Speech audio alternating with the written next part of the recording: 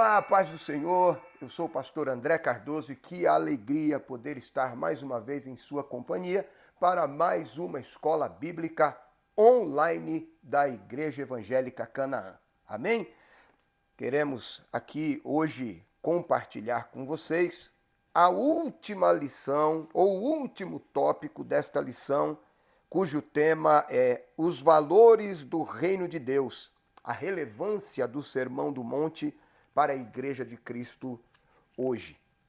Nós tivemos aí algumas semanas meditando nestas lições e foi um tempo muito especial que eu acredito de muita edificação para as nossas vidas. E hoje chegamos ao final desta lição, desta revista da Escola Bíblica Dominical. E o tema de hoje é a verdadeira identidade do cristão. A verdadeira identidade do cristão.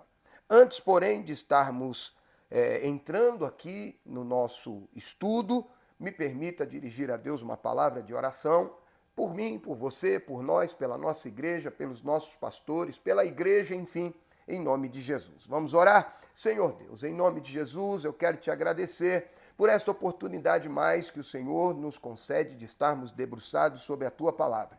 Que esta seja de edificação para as nossas vidas.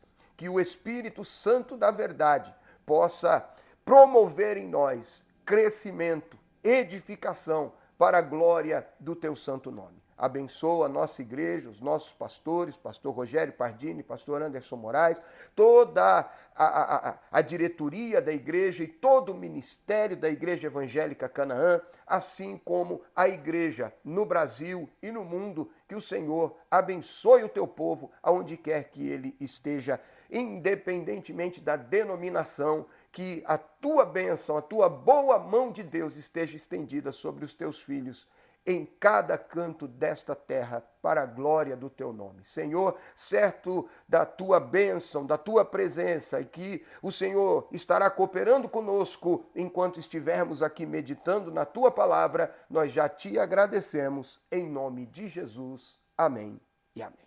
Vamos lá então?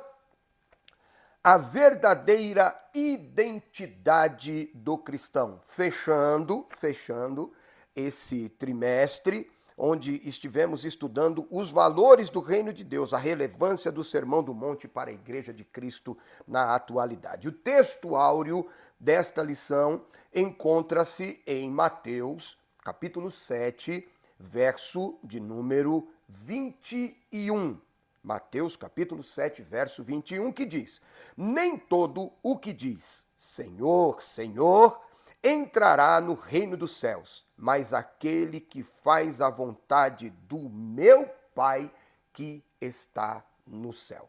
A verdade prática: no reino de Deus não basta ouvir para se identificar com o Salvador. É preciso praticar aquilo que se aprendeu. Eu vou repetir.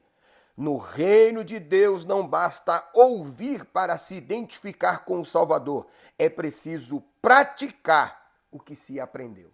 Ou mais, não basta dizer que é cristão.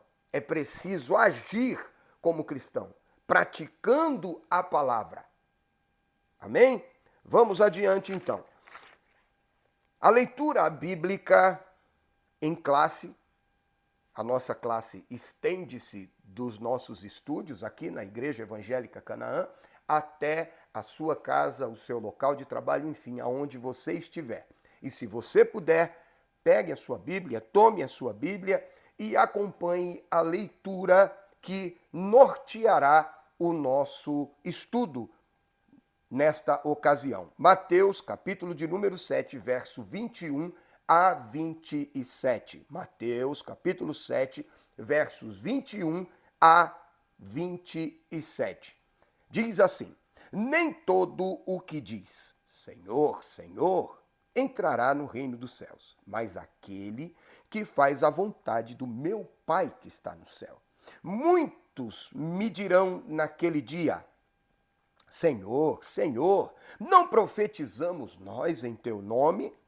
E em teu nome não expulsamos demônios? E em teu nome não fizemos maravilhas? E então lhes direi abertamente: nunca vos conheci.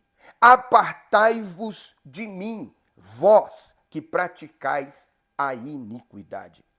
Todo aquele, pois, que escuta estas minhas palavras e as pratica, assemelhá-lo-ei ao homem prudente que edificou a sua casa sobre a rocha. E desceu a chuva, e correram os rios, e assopraram os ventos, e combateram contra aquela casa, e não caiu, porque estava edificada sobre a rocha. Aquele que ouve estas minhas palavras e não as cumpre, compará-lo-ei ao homem insensato, que edificou a sua casa sobre a areia. E desceu a chuva, e correram os rios, e assopraram os ventos, e combateram aquela casa, e caiu. E foi grande a sua queda. Os objetivos desta lição, dispostos aqui pelo comentarista, o pastor Osiel Gomes, são os seguintes: explicar como se dará a condenação dos falsos seguidores de Jesus. Em segundo lugar, conscientizar sobre em quem estamos alicerçados. E em terceiro lugar, compreender que Jesus é a nossa verdadeira identidade, o nosso modelo a ser seguido. Amém? Então, a introdução, como já dito, nós chegamos, enfim, à última lição, que trata basicamente a respeito do Sermão do Monte e a sua mensagem. Neste estudo de hoje, Jesus nos mostra, a partir do verso 21 até o 27 do capítulo 7, uma diferença que existe e que deve existir entre aquele que apenas ouve a palavra e daquele que ouve, acolhe, obedece e pratica a palavra. Não devemos ser cristãos apenas nominais. Vou além. Não devemos ser cristãos nominais e fariseus praticantes. Até porque nós estudamos na lição de número 3, e nós vamos falar disso daqui a pouquinho também. Jesus disse também no Sermão da Montanha que se a nossa justiça em tudo não exceder a dos escribas e fariseus, de maneira alguma veremos o reino de Deus. Então não basta ouvir, não basta falar, é preciso viver a palavra e a fé em Cristo Jesus. Amém? Porque, afinal de contas, como já dissemos também, a verdadeira identidade dos discípulos de Jesus está em que eles demonstram, expressam o Cristo na sua maneira de viver. Então, o primeiro tópico aqui, e a palavra-chave desta lição é identidade. Identidade, guarde isso. A condenação dos falsos seguidores de Jesus. Primeiro subtópico. Uma fé só de palavras é uma pergunta proposta pelo comentarista. Em Mateus, no capítulo 7, 21, que abriu a nossa lição hoje, diz o seguinte: nem todo o que me diz Senhor, Senhor. Esse texto mostra que no reino de Deus, apenas expressar palavras em nome de Jesus não basta. Mas é preciso colocar em prática aquilo que se diz, aquilo que se diz viver, diz ter recebido, é preciso viver. Por isso o apóstolo Paulo escreve que o reino de Deus não consiste só em palavras. 1 Coríntios, capítulo 4, verso 20. O apóstolo João ensina que não devemos amar só de palavras, mas por obras e em verdade. 1 João, capítulo 3, verso 18. É claro que o Senhor, preste bem atenção nisso. É claro que o Senhor Jesus não rejeita a confissão verbal e sincera, quando esta resulta de um coração transformado. Até mesmo porque Romanos capítulo 10, verso 8 e 9, vai dizer o seguinte, que com a boca se confessa. Com a boca se confessa. E com essa confissão, ou melhor, que a confissão é feita pela boca. Então, você crê com o coração e confessa com os seus lábios que Jesus Cristo é o único e suficiente Salvador da sua vida. Você dá testemunho também falando, mas não é apenas falando, tá bom? Vamos lá. Sim, a fé cristã também é confissão. Entretanto, para que essa confissão seja autenticamente cristã, tem que ser genuína e sincera e provada pelas atitudes de um verdadeiro cristão ou de uma pessoa que verdadeiramente tem a sua vida submissa ao senhorio do nosso Senhor e Salvador Jesus Cristo. Repito, não é apenas de palavras. O reino de Deus não consiste em palavras, mas em virtude. 1 Coríntios capítulo 4, verso 20. Segundo subtópico, os milagres não transformam o caráter. Isso é muito importante. Os milagres não transformam o caráter. Vamos lá. No verso 22 do capítulo 7, há uma revelação extraordinária. A justificativa dos impenitentes, dos irreverentes, daqueles que dizem servir a Jesus, mas não o servem. E qual é a justificativa dessas pessoas? Em teu nome não profetizamos? Em teu nome não expulsamos demônios? Em teu nome não fizemos maravilhas? Mas a resposta de Jesus, infelizmente para essas pessoas, foi: nunca vos conheci, apartai-vos de mim, vós que praticais a iniquidade. Não adianta nada ser um vaso aqui e um atribulado ali. Não basta um belo discurso e uma prática de vida que não esteja alinhada com o discurso e com o uso e a manifestação do dom. Até porque o dom é de Deus, não é seu.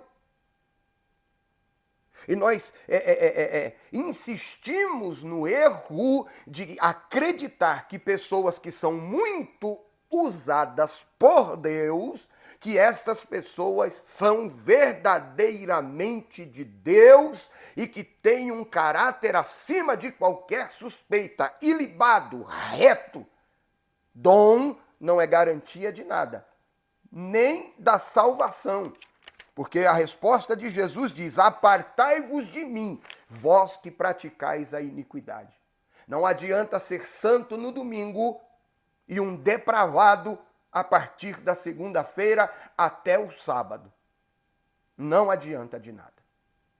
Não adianta consagrar na semana da Santa Ceia e no restante do mês levar uma vida mundana, praticando iniquidade. É preciso viver aquilo que se prega. Vamos lá. Nosso Senhor, quando no seu ministério terreno, nunca se impressionou com as lisonjas humanas.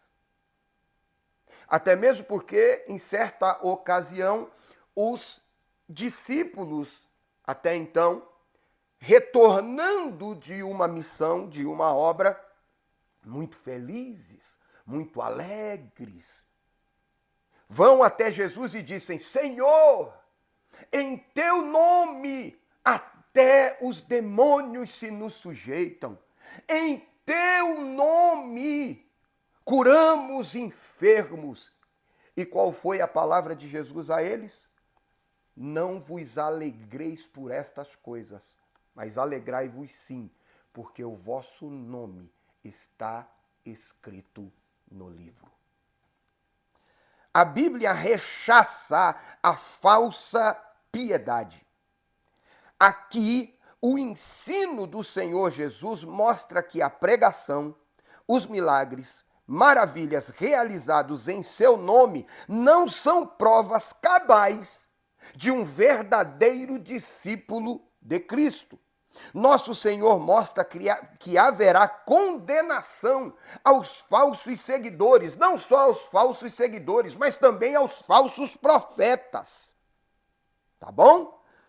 Pois eles serão desmascarados e não entrarão no reino de Deus. Vamos ler Mateus 25, verso 31.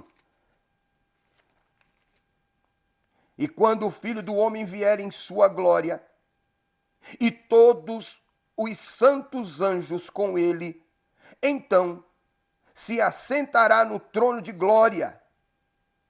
Todas as nações serão reunidas diante dele, e apartará uns dos outros, como o pastor aparta dos bodes as ovelhas, e porá, verso 33, as ovelhas à sua direita, mas os bodes à esquerda. Então dirá o rei aos que estiverem à sua direita: vinde benditos de meu Pai, possuí a herança, o reino que vos está proposto desde a fundação do mundo. Haverá uma separação.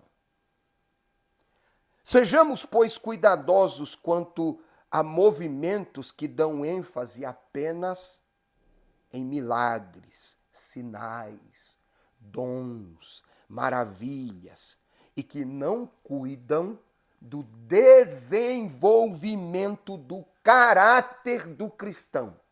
É muito mistério, é muito dom, é muito...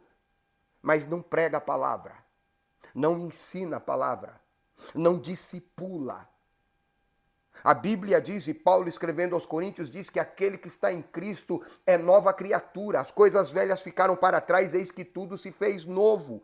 Não dá para dizer que tudo se fez novo vivendo da mesma maneira que vivia. É preciso renúncia, é preciso santificação e viver segundo a palavra.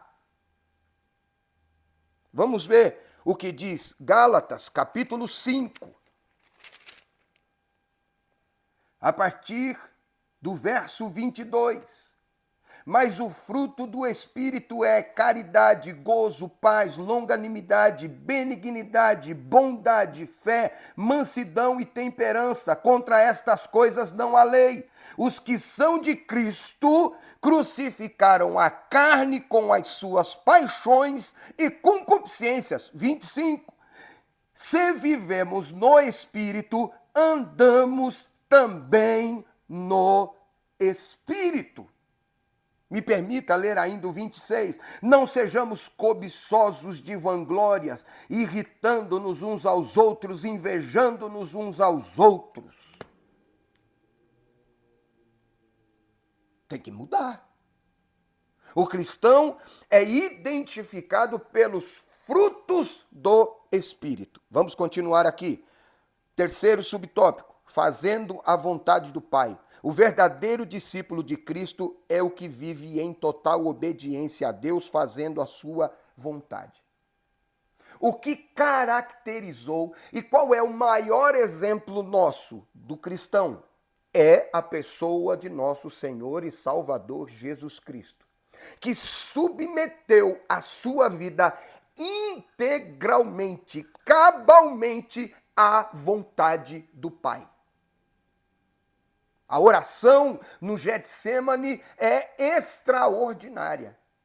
O homem Jesus orando e dizendo: Pai, se possível for, passe de mim este cálice sem que eu beba.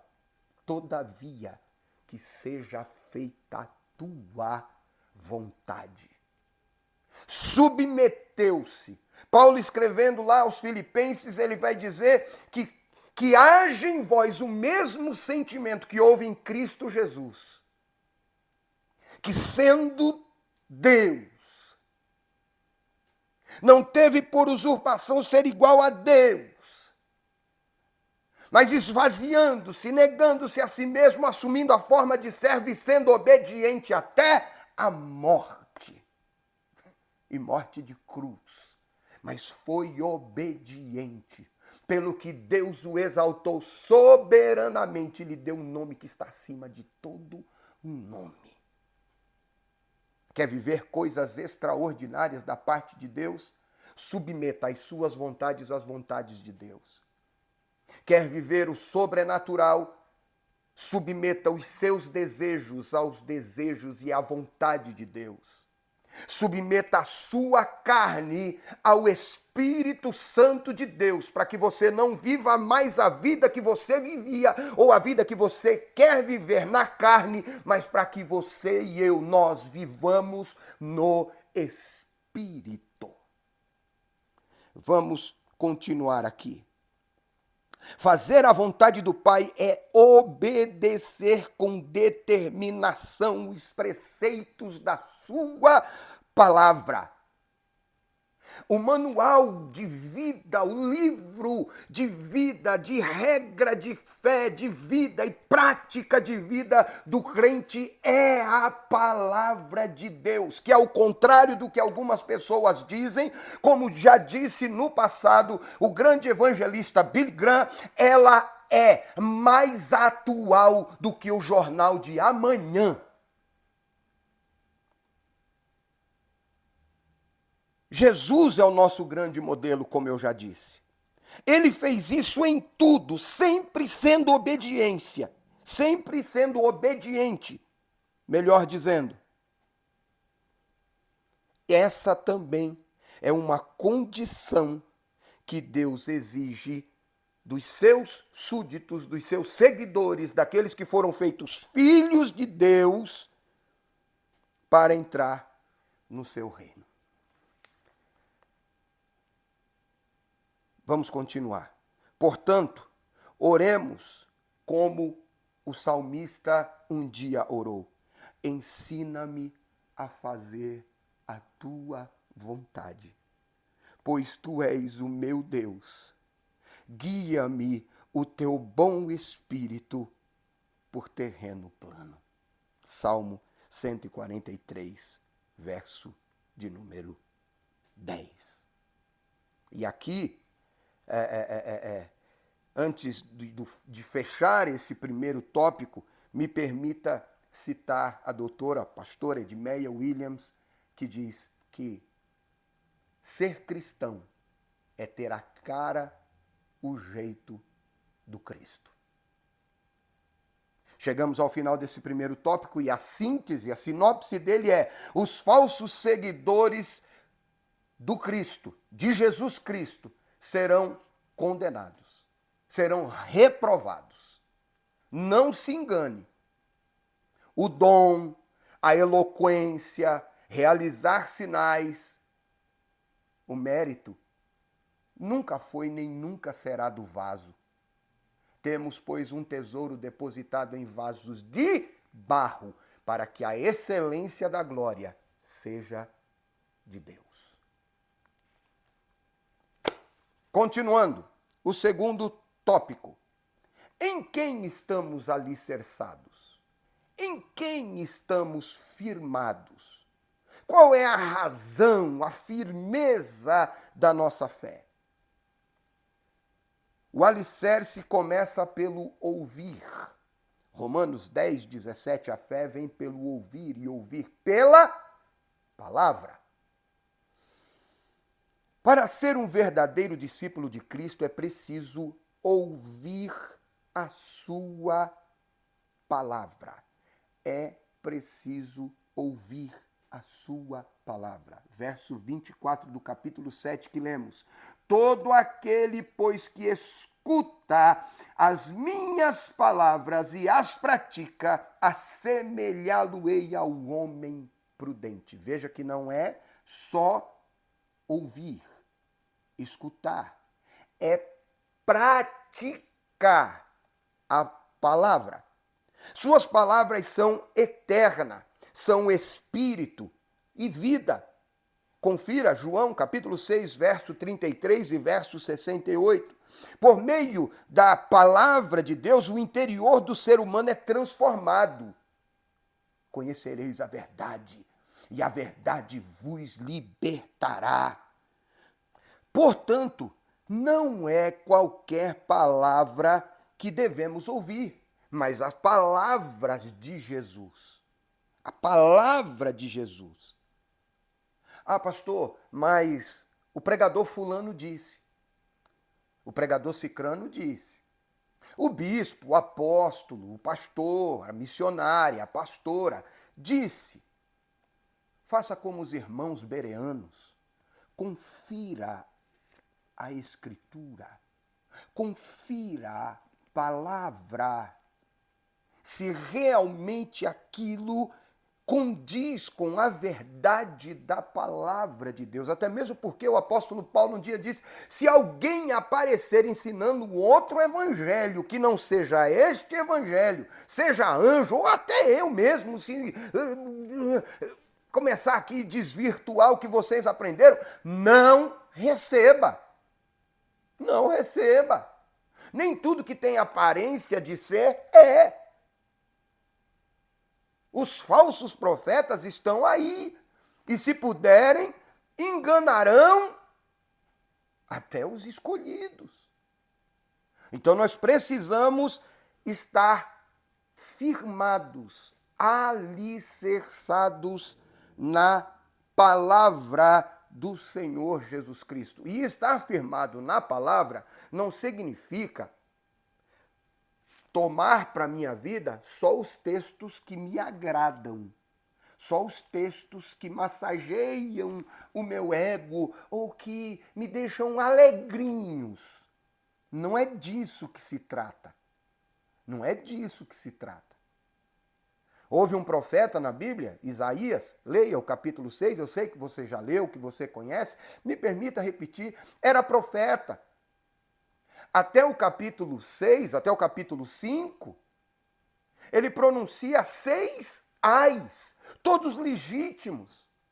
Mas quando ele tem um encontro genuíno com Deus e ele tem uma visão do trono de Deus e ele é tocado pela brasa que como a tenaz foi tirada do trono de Deus, ele não diz mais ai dos outros, ele diz ai de mim.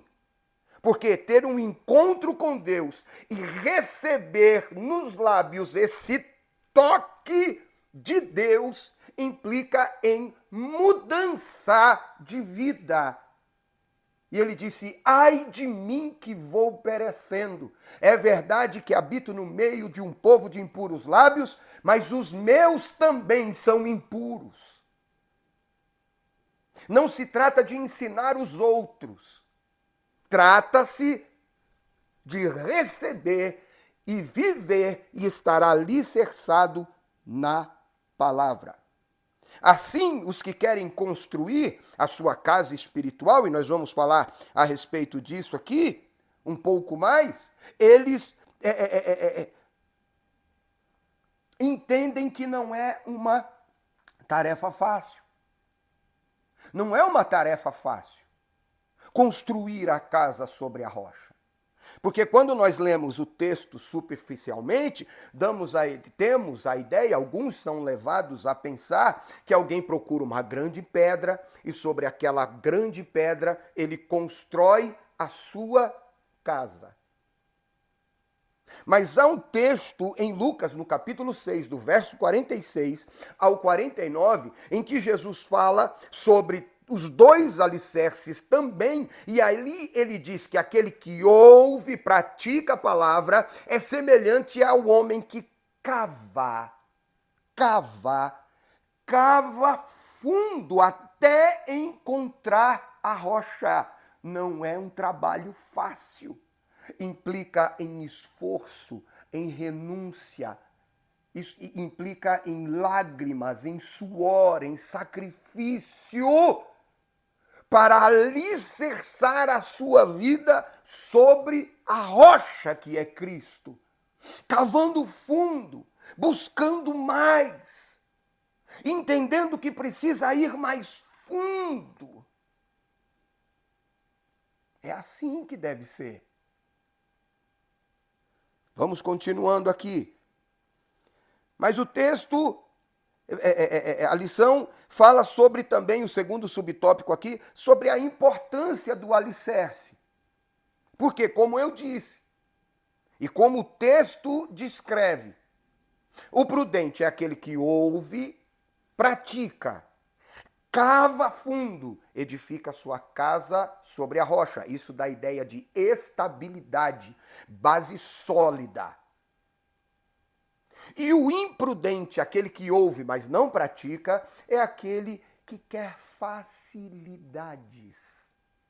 Ele não está preocupado em fincar, em cavar, em buscar, em edificar de maneira consistente. Não. Ele edifica sobre a areia, que metaforicamente fala de instabilidade. Fala de algo que a qualquer momento pode ser abalado. E veja que os dois recebem a palavra. E a diferença está na atitude. A diferença está na atitude. Assim como o prudente, o imprudente também recebe a mesma palavra. Palavras de Jesus, palavra de Deus. A diferença está na atitude e na consistência. Porque o que ouve, o prudente ouve e pratica. E leva a sério.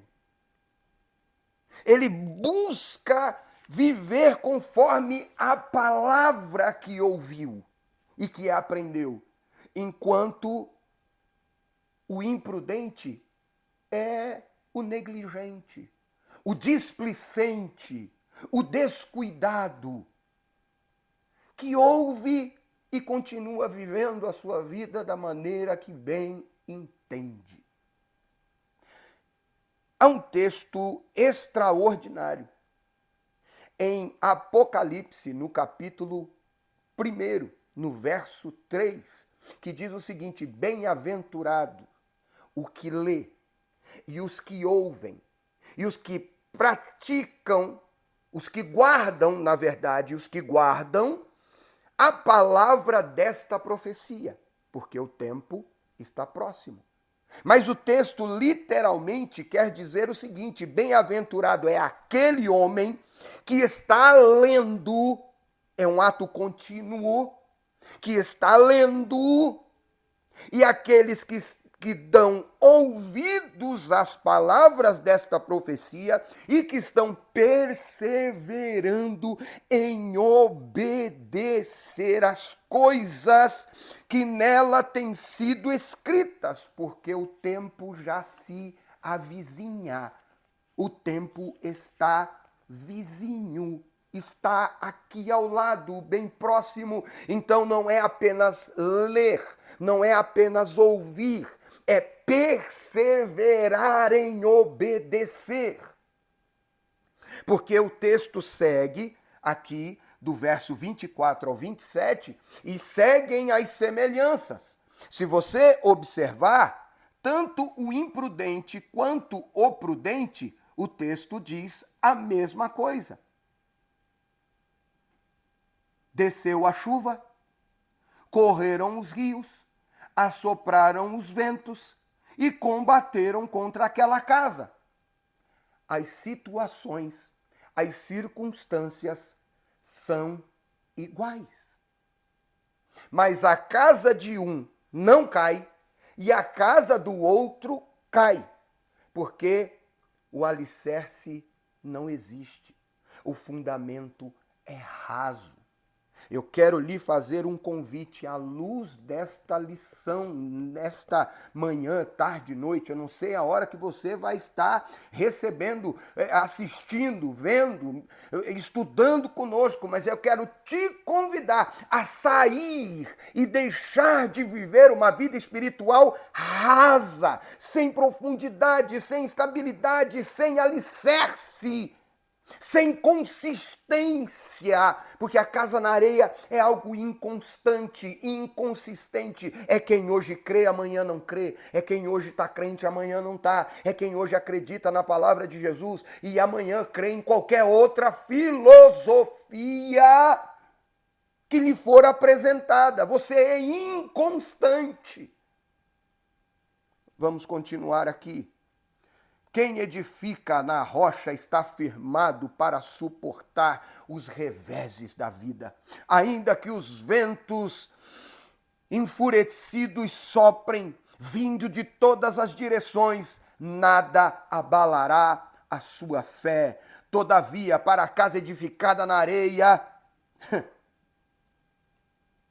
para ela haverão indecisões, dúvidas, negações, e grande e certa será a sua queda.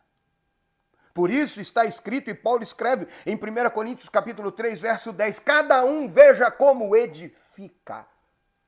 Me permita uma pergunta, como você tem edificado? Onde você tem edificado? Em quem estão os alicerces da sua vida? Da sua vida espiritual, familiar, econômica, tudo. Onde estão os alicerces da sua vida? Terceiro, a relevância ou a importância do praticar, do viver a palavra. Escutar e praticar as palavras de Cristo são as provas de que o discípulo está pronto para viver em plena obediência a Deus, ao que ouve e pratica. Verso 24, verso 26. Ao que ouve e pratica. Este é o prudente. O Senhor chama de construtor prudente, inteligente e sábio, pois é uma pessoa que não fundamentou a sua vida, a sua fé, nos efêmeros, como diz aqui o comentarista pastor Osiel Gomes, nos efêmeros postulados humanos, ou seja, em sabedoria humana. Por mais profunda que seja, diante da sabedoria de Deus, sempre será rasa, superficial. Já o imprudente, aquele que edifica sobre a areia, Jesus identifica-o como um construtor insensato, pois ouve e não pratica os ensinos do mestre.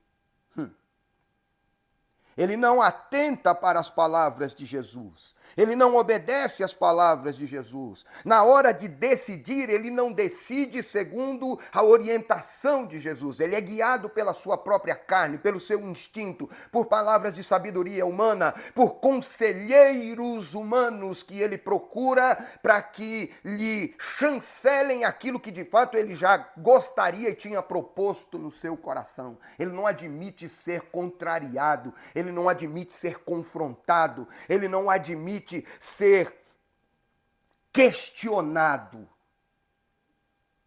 Assim, percebemos dois tipos de pessoas nesta sessão bíblica em estudo. E nós estamos sendo exaustivos aqui. Exaustivos aqui. O prudente procura agir corretamente de acordo com o que ouviu. Ele é consistente. O insensato ouve, mas despreza o ensino de Cristo. Não o põe em prática. Com que tipo de pessoa do Sermão do Monte você mais se identifica?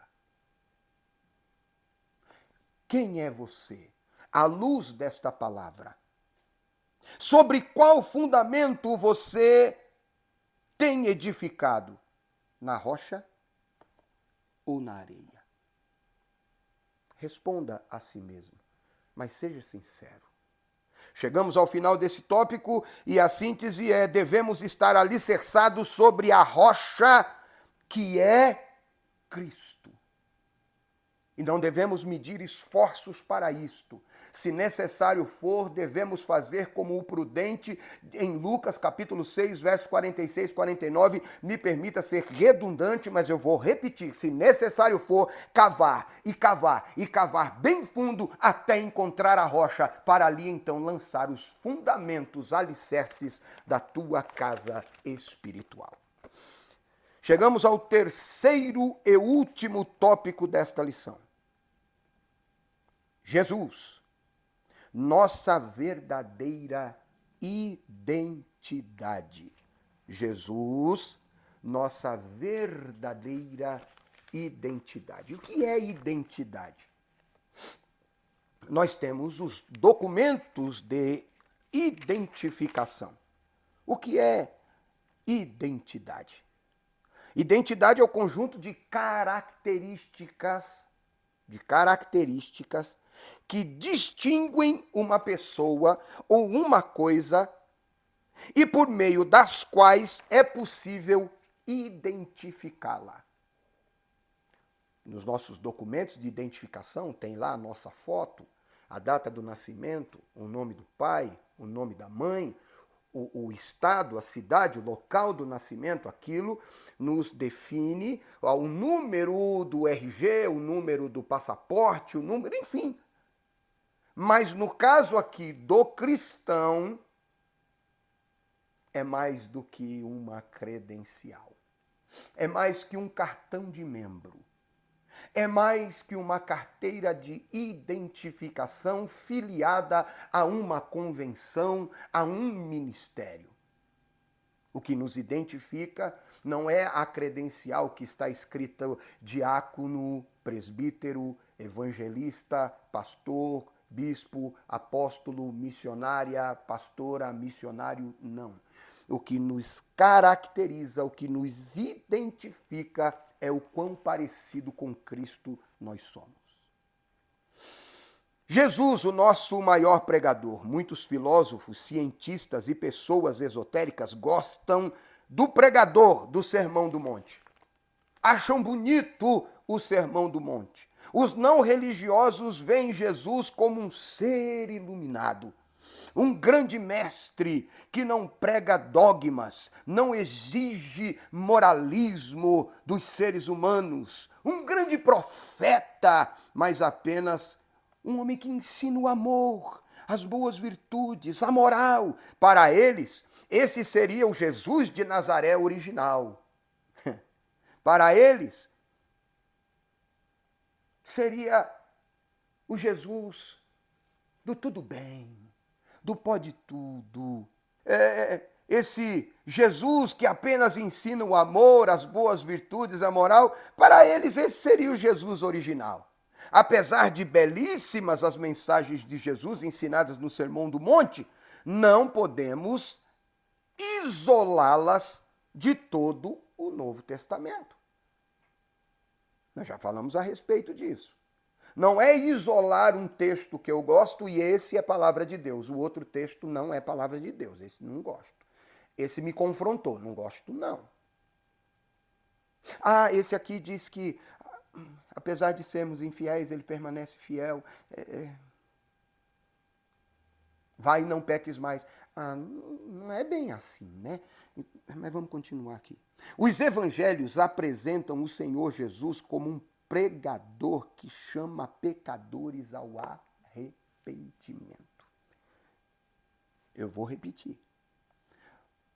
Os evangelhos apresentam o Senhor Jesus como um pregador que chama pecadores ao arrependimento e para nascer de novo, a fim de entrar no seu reino.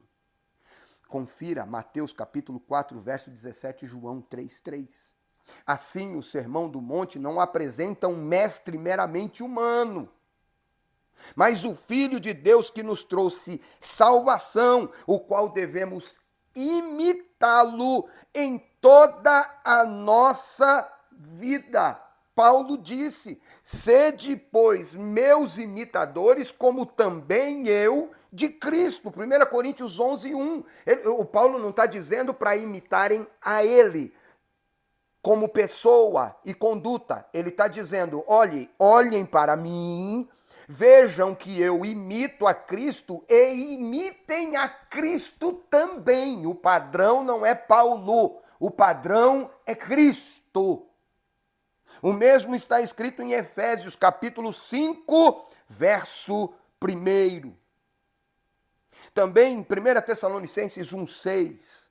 Segundo o subtópico, a autoridade do ensino de Cristo.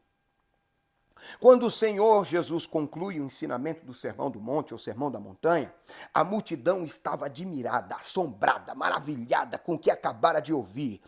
Ela via que o nosso Senhor ensinava com autoridade. Essa autoridade vinha diretamente do Pai. João 10:18 e 17:2. Após ressuscitar, o Senhor Jesus disse: toda autoridade me é dada no céu e na terra. Isso deixa claro que o ensino de Jesus não é humano, mas divino e poderoso. A grande diferença, e até houve uma ocasião em que os chefes do Sinédrio ordenaram que Jesus fosse preso, mas aqueles homens que foram designados a prendê-lo voltaram depois de ouvi-lo pregando. E aí eles dizem: cadê o Nazareno? Eles dizem: não dá, porque ele fala como quem tem autoridade. Ele é diferente de vocês. Ele fala com autoridade. Vocês, em outras palavras, falam e não vivem aquilo que vocês ensinam e aquilo que vocês determinam às pessoas, vocês não vivem. Há uma discrepância entre a sua ortodoxia e a sua ortopraxia. Vocês falam, mas não vivem. Mas este homem, ele fala como quem tem autoridade, ele tem virtude. Um dia, um dos seus discípulos, vendo que o sermão estava duro, a palavra estava pesada, o povo estava se afastando, disse: Jesus, não faz assim. Jesus disse: quer ir embora, vai embora também. E aí o discípulo diz: para onde iremos, se só tu tens palavras de vida eterna? Não é só palavra, é virtude, é autoridade. Não adianta palavras vazias de Espírito Santo, palavras vazias de virtude, de autoridade, de poder do Espírito Santo. Não adiantam. Jesus é o nosso modelo. Nós devemos buscar em Deus, o Espírito Santo, essa autoridade e viver debaixo dela em nome de Jesus Cristo. Assim, nós somos chamados pela palavra de Deus, a reconhecer que a nossa autoridade para pregar, evangelizar, ensinar, vem do Senhor Jesus Cristo. E que essa palavra é viva e eficaz e mais penetrante que qualquer espada de 2 fios e que vai até a divisão da alma e do espírito, das juntas e medulas. E nós devemos viver essa vida de Deus, nessa palavra viva, poderosa, penetrante, eficaz, que ela tenha eficácia em nós antes de ter eficácia nos outros.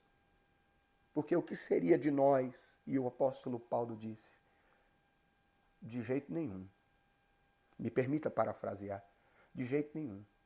Eu quero ser alguém que ensina aos outros, mas que eu mesmo seja reprovado. Deus nos guarde disso. Terceiro e último subtópico, Jesus como nossa identidade. Numa perspectiva a respeito da doutrina das últimas coisas, escatologia, o apóstolo João disse que quando o Senhor Jesus se manifestar, o veremos e seremos semelhantes a ele. 1 de João, capítulo 3, verso 2. Entretanto, para chegarmos lá, é preciso andar como filhos de Deus hoje, agora. A hora vem e agora é em que os verdadeiros adoradores adorarão ao Pai em espírito e em verdade. Devemos, hoje, desenvolver os frutos do Espírito, as beatitudes ensinadas por nosso Senhor Jesus, sendo sal, sendo luz nesse mundo, priorizando a justiça de Deus, vivendo o amor de Cristo, orando, jejuando, ofertando, e isso tudo de maneira sincera. Assim, vamos nos identificando cada vez mais com Jesus, formando a nossa verdadeira identidade.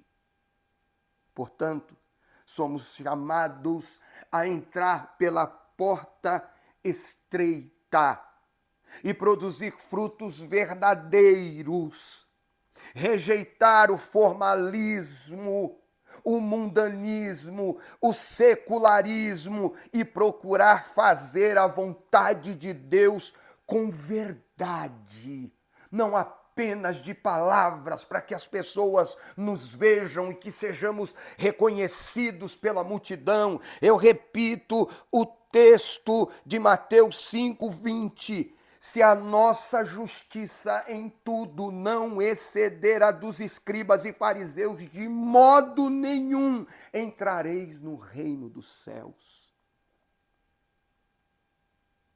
Essa tem sido a sua identidade? É um estudo que confronta-nos nesse dia. A mim também. Essa tem sido a nossa identidade.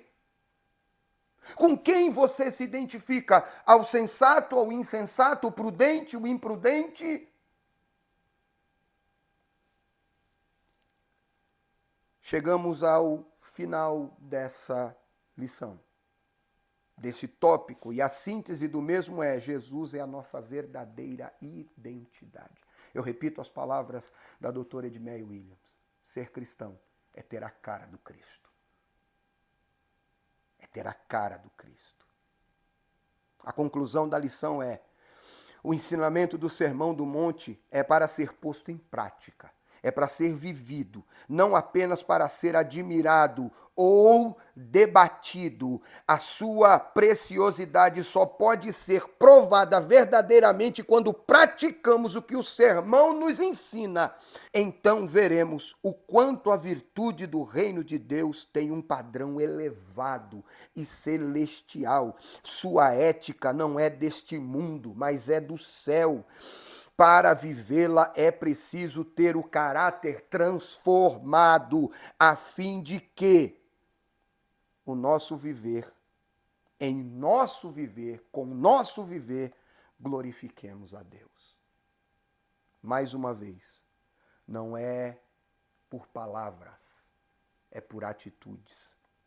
Não são os dons que nos definem, pois eles são de Deus. Não é a eloquência da pregação, é uma vida reta diante de Deus. A palavra do Senhor é muito clara a respeito disso. O que está em Cristo, nova criatura é. é muito mais do que o dom. É muito mais do que uma hora de pregação.